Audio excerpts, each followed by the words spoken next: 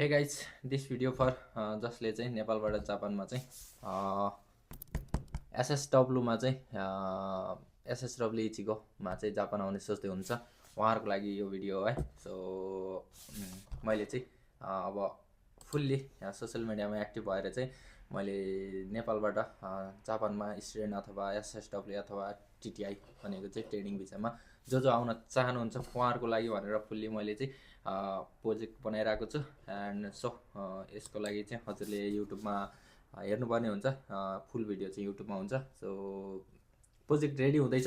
यो चाहिँ league and rumour छ है। मैले चाहिँ अब थम्बनेलहरू रेडी बनाइसकेको छु एन्ड अब चाँडै नै यसको भिडियोहरू पनि युट्युबमा अपलोड हुनेछ।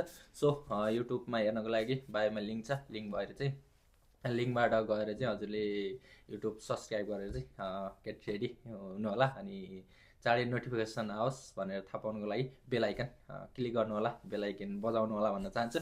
सो है किप वाचिङ, हेर्दै गर्नु होला अनि स्टे टन एकदम रेडी भएर बस्नु होला है त। जो एकदमै इन्फर्मेटिभ हुनेवाला छ सेक्टरहरूको बारेमा, जापानमा आउन मिल्ने सेक्टरहरू प्लस नेपालबाट चाहिँ कुन कुनको इक्जाम दिन मिल्छ त्यसको बारेमा चाहिँ फर्स्ट भिडियो आउनेछ। सो केही नबुझेको छ भने चाहिँ कमेन्ट गर्न सक्नुहुन्छ है त।